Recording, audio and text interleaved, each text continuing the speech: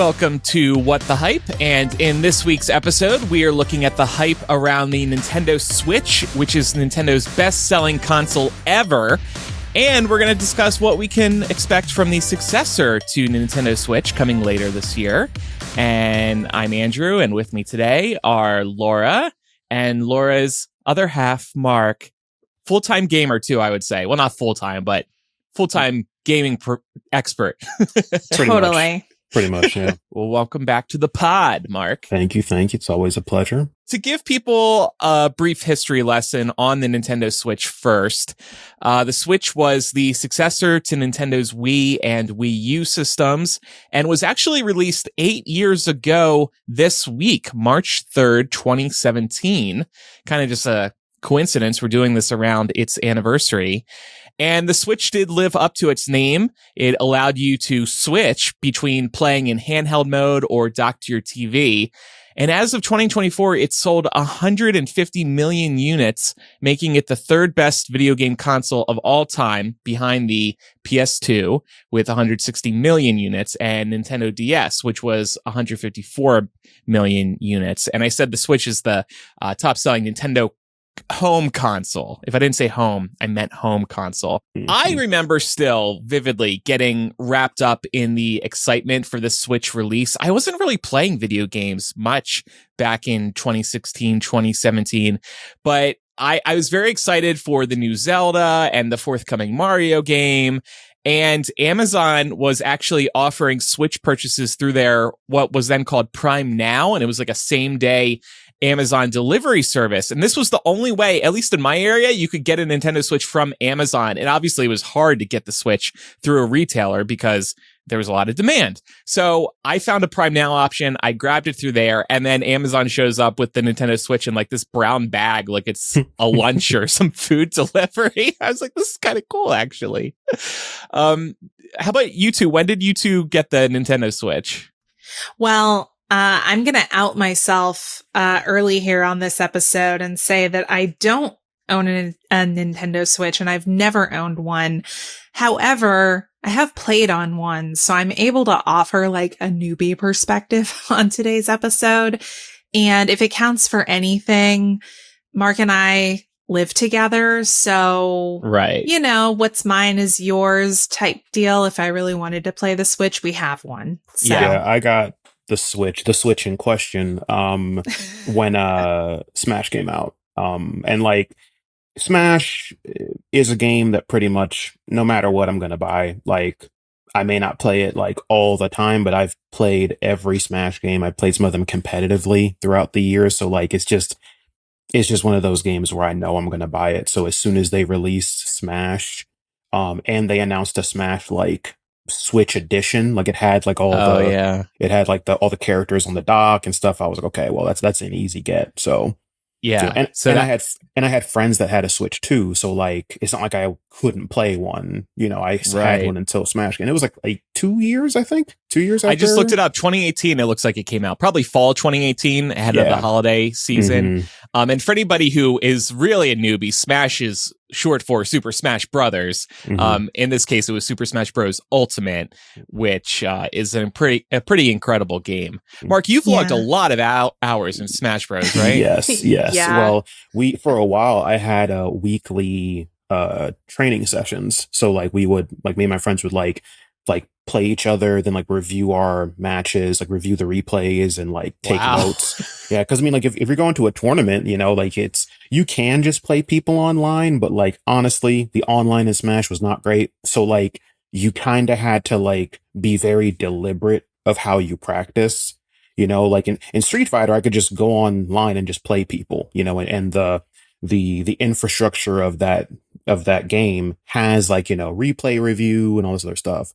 Smash, because it's not geared to be that competitive of a game, like they try to actively not make it that competitive.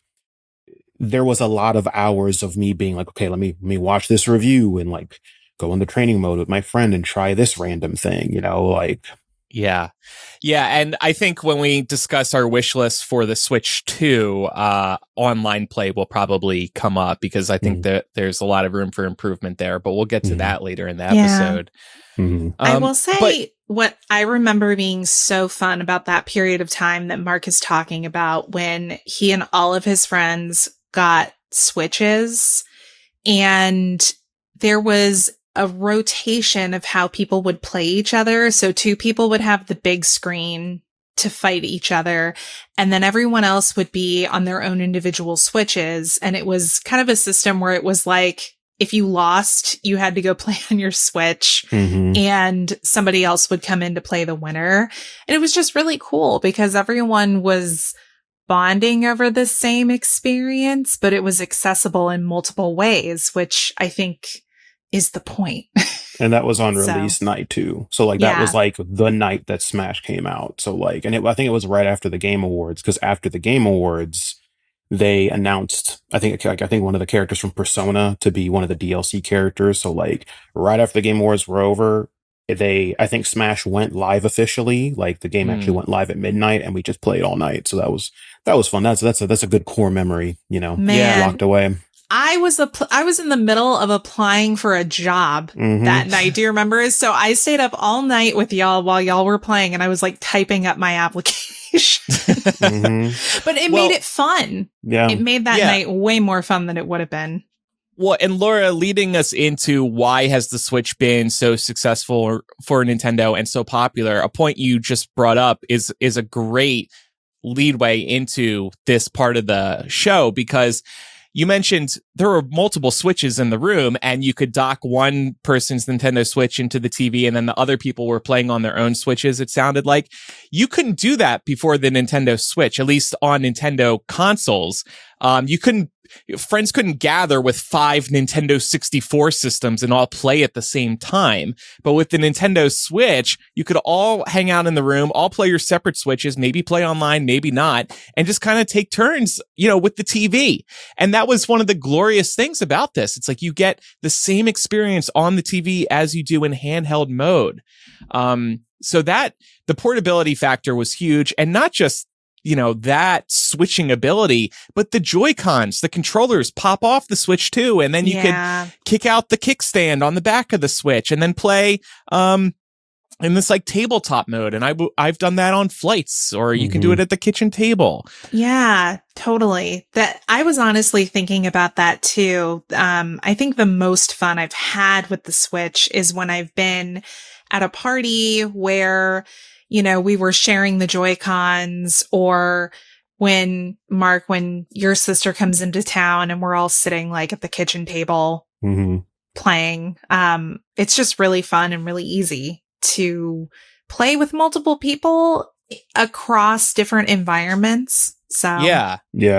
And like talking a little bit more about like the history of the Switch and like why this was such a good move for Nintendo is before that, they had like the Wii and like N64, GameCube, all these pretty solid systems. Like they were all pretty good except for the Wii U, but that was more of like just an advertising marketing thing than the actual system, because the system was good.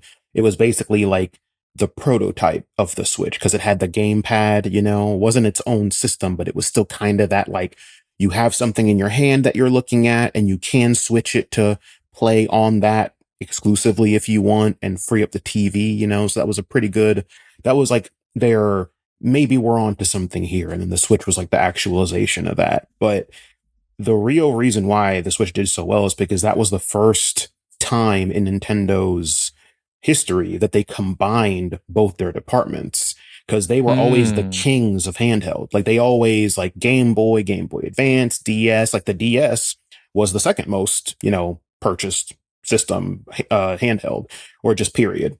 And like the fact that they were basically like, this new system is both. It's the new Game Boy and it's the new handheld system. Like that, like combining those two together, like that was pretty good. Like that was a good move for them, because now they don't have to split their energies between, okay, what portable games are going to make, because you can't, if you're making a game for like a 3DS, for example, you can't approach it the same way you're making a game for like a Wii U, Right. So like they can like consolidate everything, which was pretty good. And the form factor, it's very easy to hold in your hands for a long period of time, and you get a great screen on it too. I mean, now they have the OLED Switch. Whereas like I know you two have a Steam Deck. I just bought a Steam Deck myself. The thing is big. It's a little heavy to hold in your hands for a while. I agree. This is nice. This is light. But Mark mentioned Super Smash Bros. Ultimate, that's definitely one of his favorite games. But another reason the Switch has been so successful is because of its excellent game library. And like Mark said, they're combining resources to put all their efforts into one system, and it's really paid off. I'm going to go in order of all-time sales here, in terms of, the game library. Mario Kart 8 Deluxe, and that one actually came out with the Wii U initially, so we are very much due for a brand new Mario Kart, and we are getting one with Switch 2. Do those numbers count for the Switch sales or just the Wii U and Switch combined? I think these were just Switch numbers. Just Switch? That's a good question, but I think it's just Switch. Because Mario Kart 8 is old. It is old. Yeah. It's been out since almost the beginning. Yeah. But I mean, and they always bundle it with their consoles around the holidays. So yeah. So Mario Kart 8 Deluxe, then Animal Crossing New Horizons, which came out basically as soon as the pandemic kicked off 5 years ago. Then Super Smash Bros. Ultimate, then Legend of Zelda Breath of the Wild, which was a launch title for Switch. Then Super Mario Odyssey, which was also excellent, came out the same year Switch did. Pokemon Sword, Pokemon Shield, Pokemon Scarlet, Pokemon Violet, then Tears of the Kingdom, which was the follow-up to The Legend of Zelda Breath of the Wild, then Super Mario Party, and finally New Super Mario Bros. U Deluxe. Those are the titles I grabbed. That's the top 10 or so. But yeah, just an amazing game library over the past 8 years, right? Yeah, and like I think, and we could talk about this more when we, talk about things down the line, but like I think for Nintendo, I think that's always been their thing. Like, sure, like when I saw the Switch, I was like, that's cool. Like, it's cool to play these games portably, and like I definitely get the appeal. But for me, Nintendo's most impressive thing has always been their games. Like, I don't really care what I play a Nintendo game on. The game itself is what really sells me, The Wii U, I could care less about the Wii U, but I got a Wii U because it had a bunch of games that I wanted to play. Like it had the remake of Wind Waker. It had, Donkey Kong Country, Tropical Freeze, it had Smash 4, like Mario Kart. Like, so the games are what really sells the console. Like, Xbox, PlayStation, like, sure, there are some games where you're like, oh, I really want to play that, like Spider-Man, right? For PlayStation. Like, yeah, I definitely want to play Spider-Man, so I guess I got a PlayStation. But like, when I buy a PlayStation, it's like, okay, I guess I'm just buying this because it's the next PlayStation. I'm kind of buying it just to buy the console. But like Nintendo, it's like, I need those games. I need them. And critically, all these games that I listed off are Nintendo exclusives. You can't get these on PlayStation, PC, etc. Whereas you mentioned Spider-Man. Spider-Man is now available for PC as well. So Nintendo creates incredible games that basically force you into buying a Nintendo system if you're a gamer. Yeah. Isn't there an affordability factor as well? Like, yes, Switches are typically way cheaper. Nor Nintendo in general. Usually they're a lot cheaper, which again is a good model because the hardware of the Switch or any Nintendo system really. I think the last one that was like actually graphically like cutting edge was I think the Super Nintendo. And then after that they kind of were just like, we're going to just focus on our games and making them as fun as possible because we don't want to get into the console war of Xbox versus PlayStation, right? Like we don't want to waste money making like the most graphically crazy consoles that look, because like Mario's Mario. Mario doesn't have to look realistic to be fun, right? Versus like Final Fantasy, if it looks like it's 8 years old, I'm gonna be like, okay, Not only is the price point of Nintendo systems typically lower, but also the games tend to appeal to wider audiences. Mario Kart 8, very family friendly. Yeah. Animal Crossing, anybody can play that. It's like they focus on games that can appeal to everybody. Whereas with other systems, yeah, they do family friendly games, but it just like Nintendo seems to really focus on that. Oh yeah, that's their sweet spot. Like they have that down. Yeah. Well, and I appreciate that it's family friendly, but that there is a lot of latitude to be more adult if you Yeah. want to be. Like, I'm just thinking about our Animal Crossing island, Mm-hmm. Amityville. Isn't Mm-hmm. that what we called it? Yep, Amityville Yep. Island. Yep. He had a sacrifice room and everything. Yep. Well, and then in Tears of the Kingdom, you can like build things. You can have Link build things, and people are doing just like very graphic builds, like these robot things with dicks and stuff. Like it was wild. And legend has it that Ganondorf was foiled by a giant dick. Yeah, that became canon. Another element that I think has made the Switch very successful is they have a great virtual console on the system now, and it does require an online subscription, but it does let you play NES, SNES, N64, Game Boy games, even Sega Genesis games. Games like GoldenEye, Mario Kart 64, the first Mario Party games, Pokemon Stadium, Pokemon Kazooie and Tooie, Ocarina of Time, and they're adding new games all the time, and presumably this whole virtual console will be immediately available on Switch 2 as well. So they just got an incredible game library available at this point. Mm.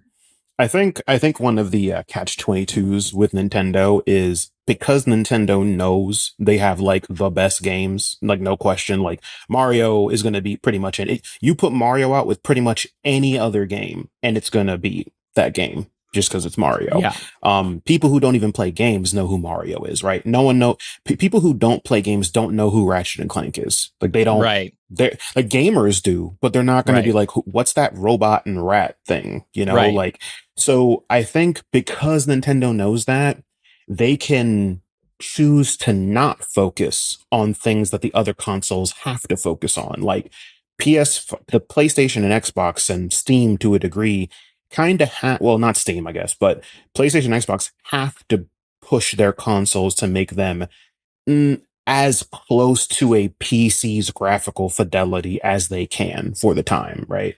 Because if not, the one of the greatest strengths of Nintendo is their library and all their exclusive games. But at the same time, if you're trying to be anything more than a casual gamer, usually just a Switch is not going to cut it because third and second party games typically don't run well on the Switch because they're not optimized for it, which isn't real. I mean, there's nothing you can really do about it because the Switch came out, 2016? 17. And it's, like in terms of tech, that's a lifetime ago.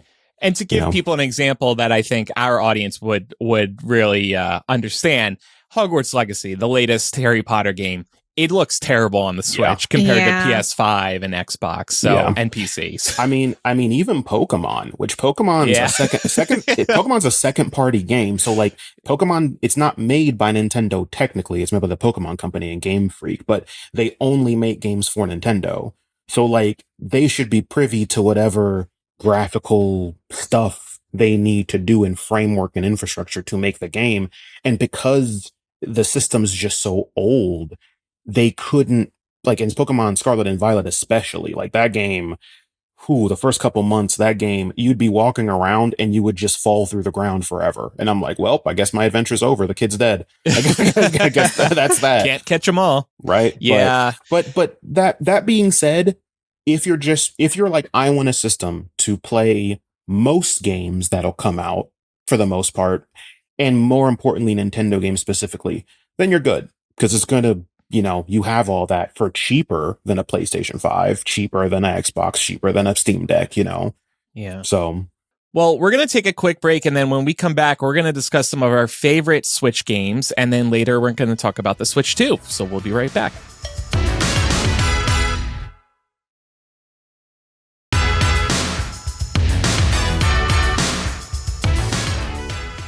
So let's talk about some of our favorite games for the Switch thus far. And on What the Hype a few weeks ago, we talked about cozy video games, and one that came up was Animal Crossing. So I'm not going to bring that one up today, even though it is one of my favorite games. But just some of my favorites from over the last 8 years, Breath of the Wild. This was the Legend of Zelda game that launched with the console. It's open world. I just could not believe how incredible this game looked. And, just you could sink so much time into this game, and it was fascinating just exploring Hyrule.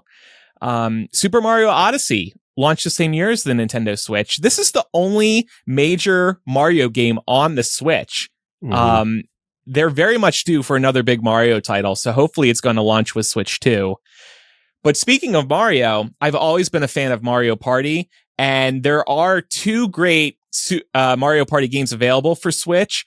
They are Mario Party Superstars and Mario Party Jamboree. You can actually skip Super Mario Party and skip straight to these two instead, Superstars and Jamboree. Super Mario Party, it simplified the game too much. It was like too family friendly. And one example is it only costs 10 coins to get a star. That's bullshit. It's always been 20 coins. Yeah. You got to make it harder, Nintendo.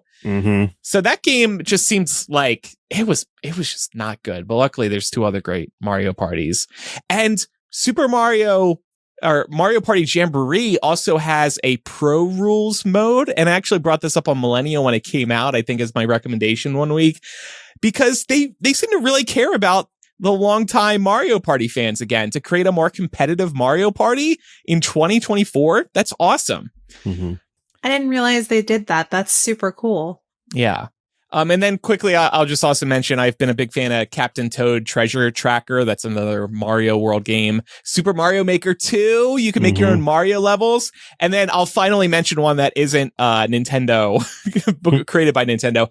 Tunic, which was like Legend of Zelda, but starring a fox. And then Overcooked. Great co-op game. I love Overcooked. Yeah. How many fights have you and Pat gotten into while playing Overcooked? Oh my God. Seriously, you yell at each. You have to verbally communicate or you're not going to complete the levels. Yeah. Toss me the bacon, damn it. It's just you're just playing through a newest season of The Bear is what's happening. Right. Oh yeah. There you go. They should do like a Bear Overcooked crossover. That would be I mean there are crossovers for everything now. I wouldn't be surprised. I would not be surprised. Well, what are your two's favorite games? So honestly, I guess I'm going to break the rule and mention Animal Crossing because that's really the one that I've spent the most time with on the Switch. And it was because of COVID. We all got locked down at home. I found it so soothing at night after work to just go tend to our island, de-weed it, do different tasks for different people, go fishing and collect all of my monies so that Tom Nook could take it from me. Like it was just very soothing and relaxing to do that. So that one always stands out for me because I think I needed it, just like everyone needed it at that point. Yeah. It was a very relaxing game. And like you, Laura, spent a lot of time while we were all indoors, not out and about. And one of my favorite things about Animal Crossing was just like waking up on a Saturday morning and logging into the game before like MuggleCast, because we'd record MuggleCast on Saturday mornings. It's just the perfect like weekend morning chill game. I agree. Yeah. Mark, I know you have to have some. Oh, of course. Like I've already mentioned Smash, of course. Like pretty much I'll play every Smash game. If Nintendo puts out a Smash game tomorrow, I'm going to buy it. I'd say honestly, a lot of their re-releases, because a lot of the Nintendo games that have come out for the Switch, probably besides Pokemon, I played, but it was like, okay, I played and I'm done now. You know, like Mario Odyssey, cool, played it, beat it. And then I moved on to something else just because I play a lot of games. Like there's a lot of games that I'm usually cycling through, but the ones that kept my focus the longest were a lot of those re-releases, like, you know, old Game Boy Advance games or old Super Nintendo games that I only got to play like once, you know, Legend of Zelda, you know, Breath of the Wild was great. What was that? Link's Awakening? Link to the Past? Was it Link's Awakening? Oh, the one where he looks like a little toy? The remake? Yeah. Yeah, he looks like a little like Link's Awakening action figure. Yeah, that was great. That was pretty good. The Pokemon game, not Scarlet and Violet, but Sword and Shield and Legends of Arceus. That was pretty good. Like a lot of people don't really mention Legends of Arceus, but I feel like that was the first actual open world Pokemon game that did it right. where you could like walk around, you saw Pokemon just in the environment. You know, it wasn't your typical, you know, oh, you got to go to all the gyms, and you got to collect all the badges. It was like you're just traveling. It was honestly, it was like Breath of the Wild meets Pokemon. That's pretty much what that game was, and it was great. It wasn't super polished because it was clear this was more of like a test. Like they were like, hey, like let's throw this out there, and if people like this is just how Pokemon games are going to be from now on, and that's pretty much what they did because Scarlet and Violet took a lot from Arceus.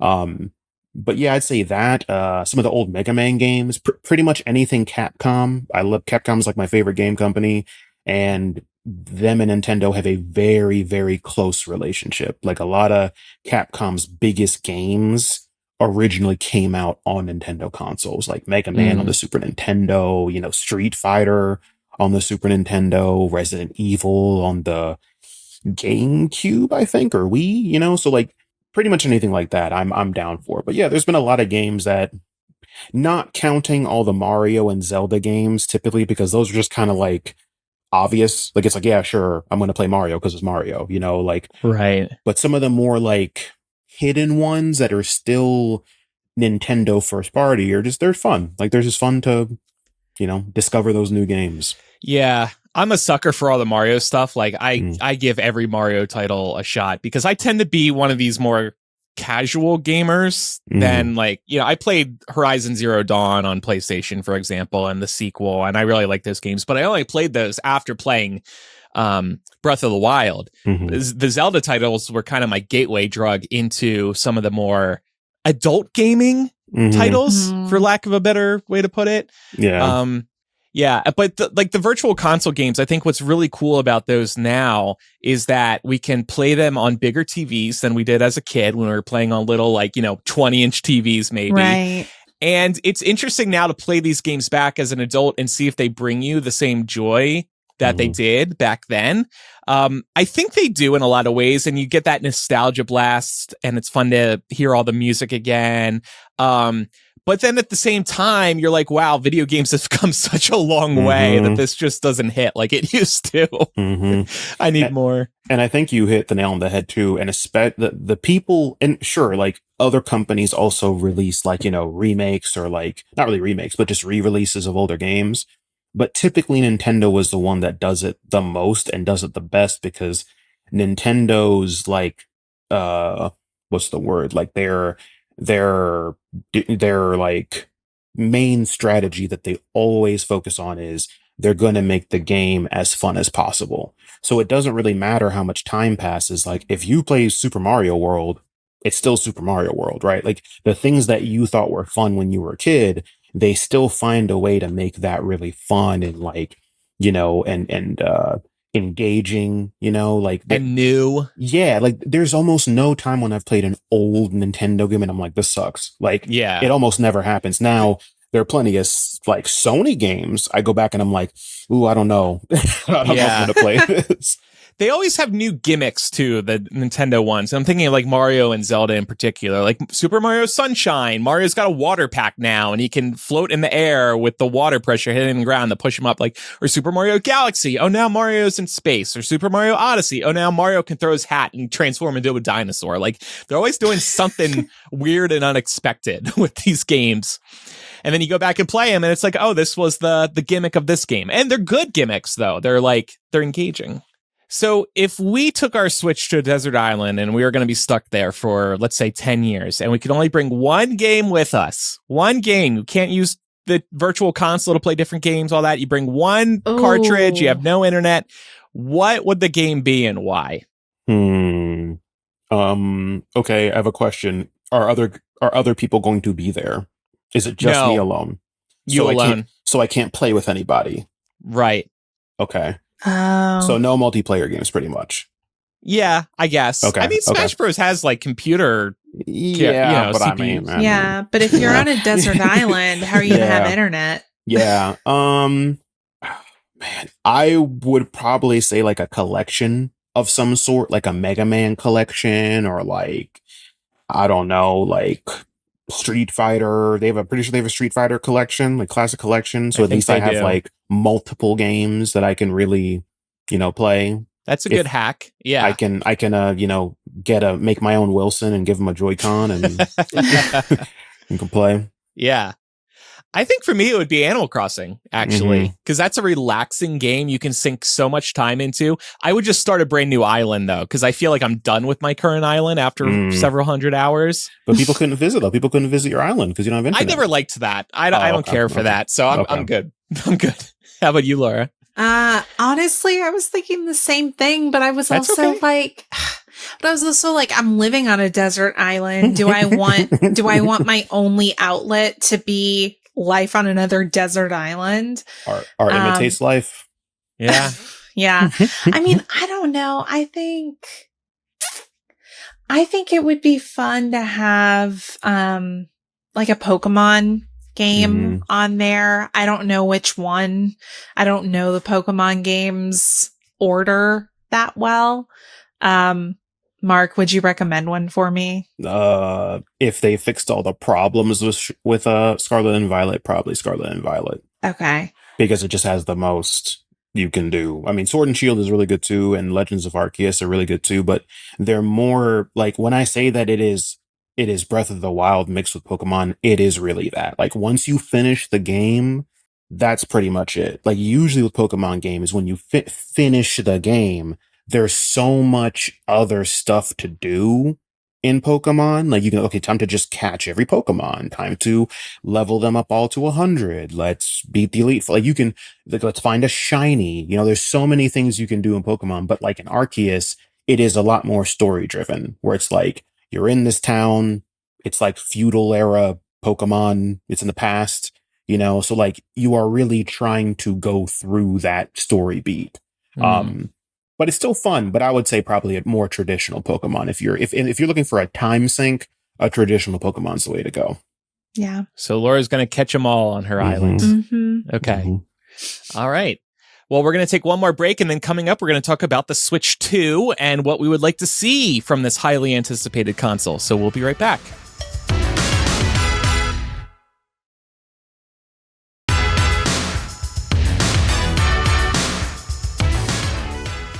So just a few weeks ago, Nintendo finally announced the Switch 2 after years of rumors. And they announced it via this kind of teaser video. They didn't provide too many details, but fans looking at the video many times gleaned some details themselves. First of all, it is definitely a little bigger than the Switch 1. It's going to have a bigger screen. It looks like the Joy-Cons, instead of sliding in, they're going to be magnetic and slightly larger as well. It's rumored that the Joy-Cons will also be able to act as kind of like a computer mouse, where you can put it on its side and then move it around on a tabletop. This might be one of the gimmicks of this system. Like I said earlier, Nintendo's always throwing around these gimmicks. So we'll see if game makers will actually use that. The problem with that is you can't really be in handheld mode to use it. So... Yeah. So with the Switch 2 trailer, first of all, me and Nintendo have beef because I've been trying to predict them announcing the Switch 2 for years now, and every time they're like, next year. I'm like, there's no way they can go another year and not announce the Switch 2, and it's like, 2024, we'll wait. But also, kind of like I said earlier, I don't really care what system they announce. Right? Like when they do that, what is it? April 4th, right? Or April 4th. When that new, or the direct comes out, it better be like 10 minutes of like, hey, here's the system and here's how it's different. Cool. We got that out of the way. Good. New game, and just start rolling them out. Cause like, honestly, that's what people are there for. Like they're there for like, show us the new Mario, show us the new Pokemon, show us the new Zelda, which I don't know about that. We just got Tears of the Kingdom, so maybe they'll probably wait a couple more years for that. Yeah, right? But like new Mario, new Pokemon, new Mario Kart, new Mario Party, like that's what's going to move consoles, because like kind of like you said, sure they have that gimmick of the mouse thing, but everything else seems pretty similar. Yeah, like this is like the first Nintendo system in a long time, not counting the handhelds, where the change between one generation and the other is pretty similar.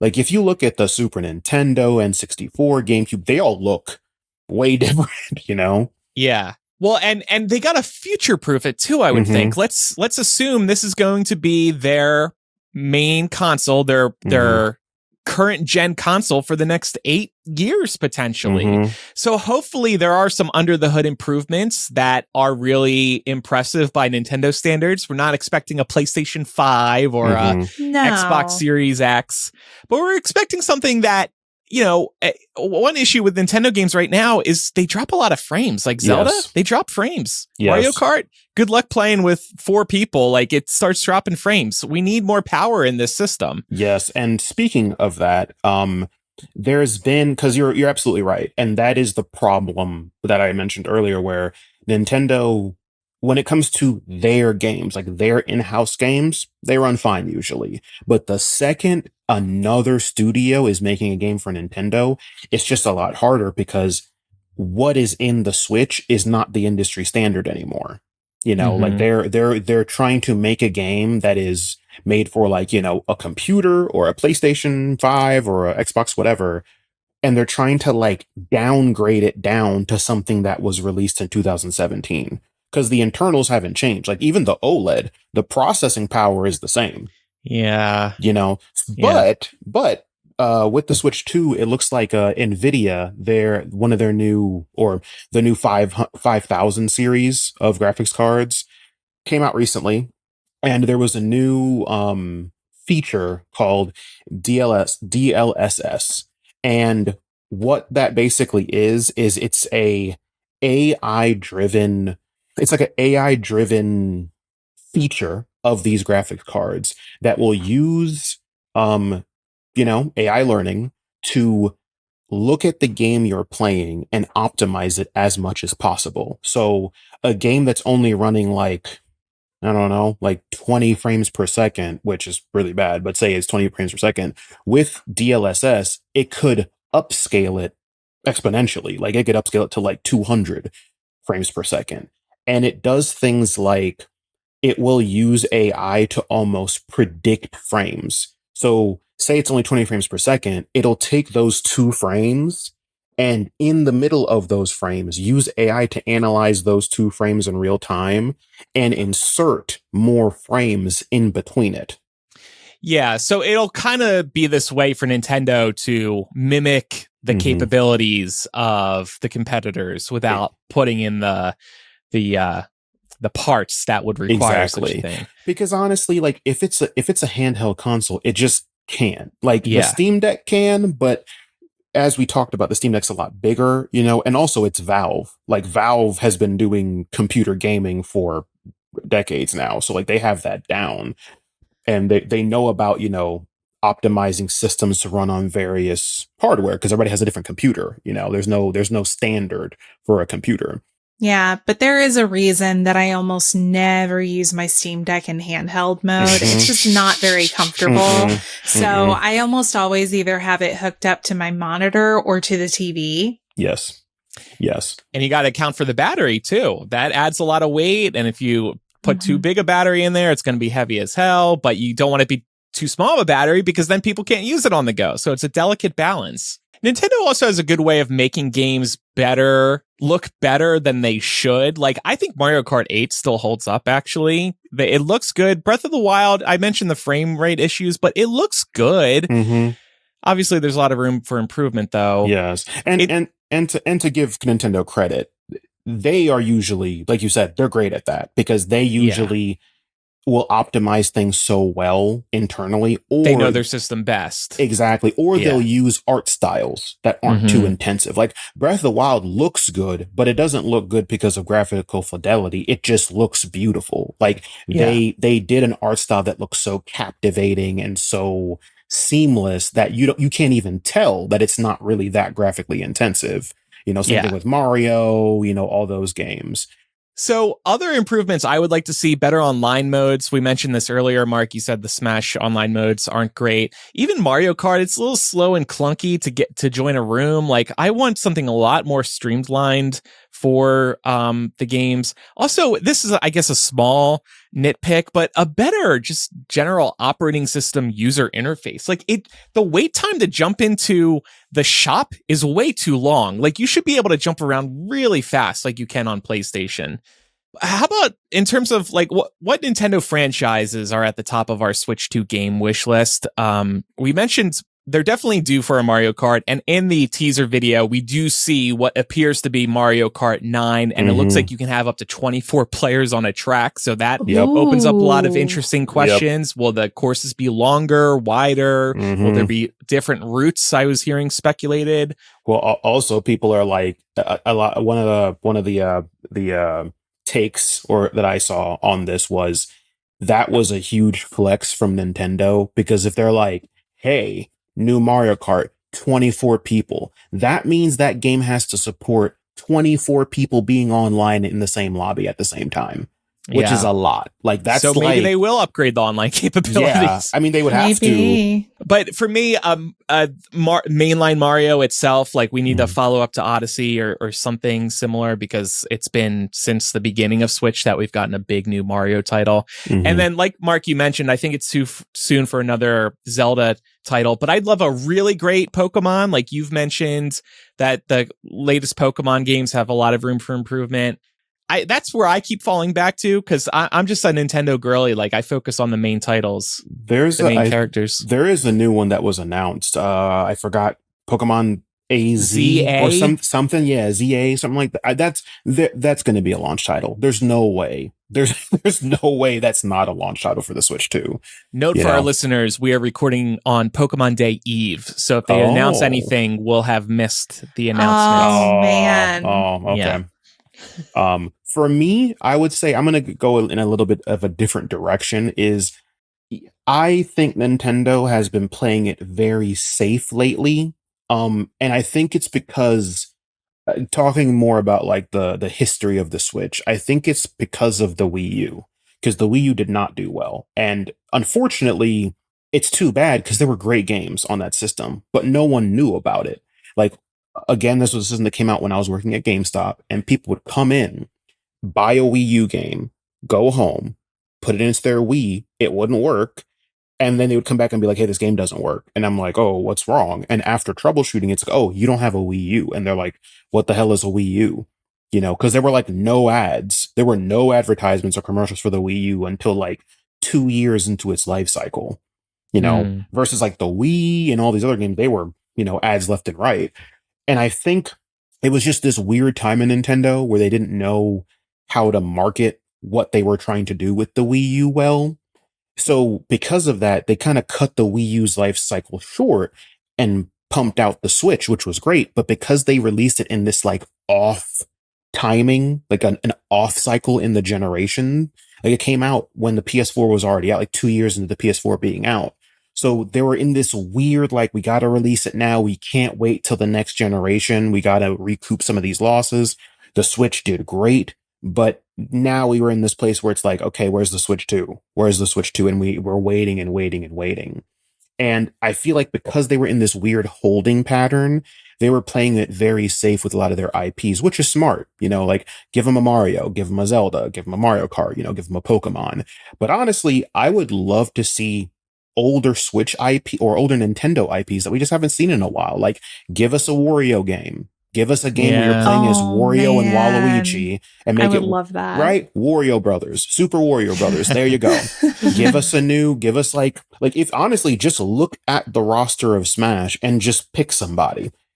Yeah. You have over like 80 characters, like, and you're using the same 4 pretty much for the past, like 8 years. And there is precedent here, because Princess Peach got her own mainline title within the last year. I haven't played it, but I think it's been pretty well received. So they are trying to branch out. Yeah. Hopefully we'll see more of that. I just feel like especially with Smash, you look at people like, you know, poor Metroid, poor Samus and Metroid, because they have been teasing Metroid 4 or Metroid Prime 4 since when Smash Ultimate came out. So it's been a while. And it is coming now, thankfully. But thank God. But yeah, you have that. You have Captain Falcon. Like pretty much anybody that was born I guess after the GameCube came out has no idea that Captain Falcon like had his own game series and it was a racing game series, right? Like, so I feel like it would be really good to revisit a lot of these older IPs that Nintendo owns, right? So you don't got to pay anybody. Like, you own all these IPs. Like, you have Duck Hunt, right? You have Star Fox. Oh my god, a new Star Fox game? Are you kidding me? Like, that would be. It would be great. Yeah. And especially if they just, since they're doing this kind of smash, like everything's kind of connected thing, do Metroid and Star Fox, or do F-Zero and Star Fox. They're both in space. They're all in space. There you go. Like, I feel like that would be very exciting because it would get a lot of new people to be like, oh, who are these characters? That's cool. And then they have to go back if they want to and play all the old games that can be available on the eShop, right? And for all the older people that know Captain Falcon, if they came out with a Captain Falcon game at that direct, an F-Zero whatever, people would lose their minds. The internet would explode because people love Captain Falcon, you know, like same thing with Star Fox, you know, like as much as I love Mario and I love Zelda, I feel like they've kind of had enough, like they've had enough time in the spotlight, and I feel like you should share it, you know, like look at Wario. Wario's a meme. And all he has is WarioWare games. Yeah, honestly, I think a lot of people would want to buy that. Yeah, especially Waluigi. Yeah, they're icons. Nintendo does keep fans guessing. They never follow the playbook of Sony and Microsoft. So I could see surprises like that. Listen, I'll say I would love that because anytime we're playing Mario Party, Mario Kart, Mario Golf, we used to play a lot during COVID. Anytime we're playing those games, I always choose Wario. He's my main. I mean, he's great. He's a little cutie. And I love him. I feel like too, because a lot of people who grew up on Nintendo, right? And now they're adults and maybe they're in the game industry making games. A lot of them are making their interpretations of these Nintendo games that Nintendo hasn't done anything with, like Pizza Tower, great indie game that came out, won a bunch of awards, was critically acclaimed. If you haven't played it, give it a try. It's great. It's basically just Wario Land. The person was like, I missed not having a Wario Land game to play, so I just made one. He looks like Wario. Yeah. It is heavily inspired by Wario. Same thing with the F-Zero. There's a F-Zero. I think it's called Wipeout. It's basically just F-Zero. Same kind of racing, you know? So I feel like Nintendo has a really good finger on the pulse to be like, oh, people want this. Ukulele was inspired by Banjo-Kazooie. The team who made Banjo-Kazooie made their own game. Yeah. So I feel like they can, like, they're getting a lot of positive feedback, you know, of like, hey, people are hungry for this stuff. Yeah.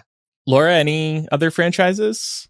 I mean, I would love to see another Animal Crossing. I don't know if it's too soon for that. I think enough time has passed. I think you could do a new Animal Crossing, especially if it's going to be if they make it a flagship Switch 2, you know.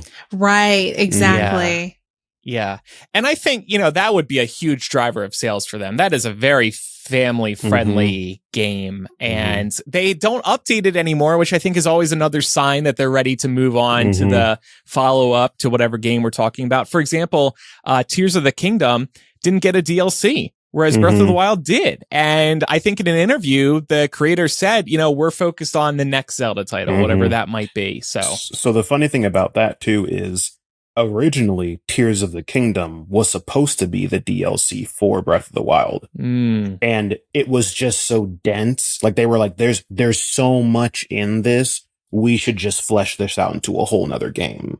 Yeah. Because originally in one of their talks, they listed a Tears of the Kingdom like DLC, and they were like, we're going to not do that. And they just like isolated that and just built on it until it was a whole game. So it makes sense that Tears of the Kingdom doesn't have a DLC because like it was already kind of a DLC, kind of, you know, like it's still a full game. You know, they still did a good job to make it worth, you know, a full game spotlight, you know, but it makes sense from like planning and development, you know? Yeah.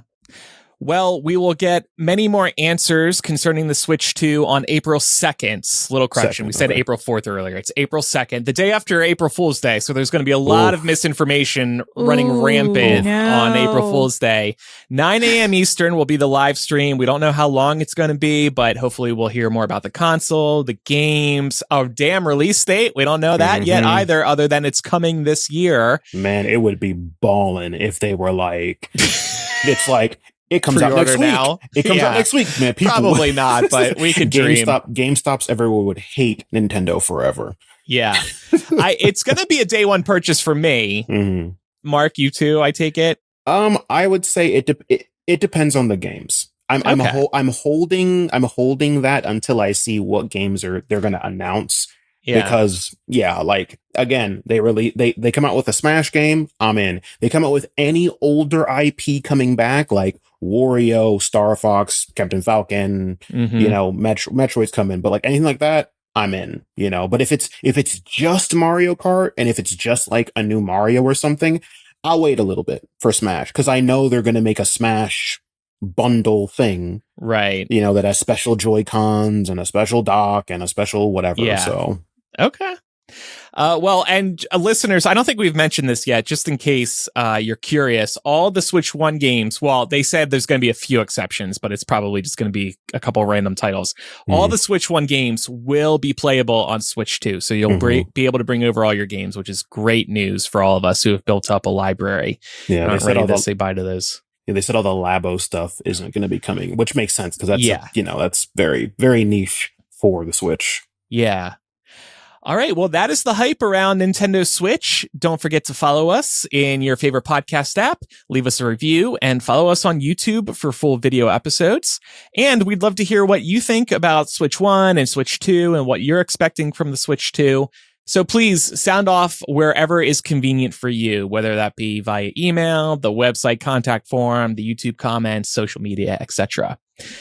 Mark, thanks for joining us. Anytime. I'll be here probably when the Switch 2 gets announced, most likely. With tears of joy running down his face. Smash is coming back! They did it. They're making a Wario World game. Well, they did it. Probably at least once around Last of Us, because we know that's coming up soon too. So, yeah. All right. Well, thanks everybody for listening. I'm Andrew. I'm Laura. And I'm Mark. Bye, everyone. Bye. Bye.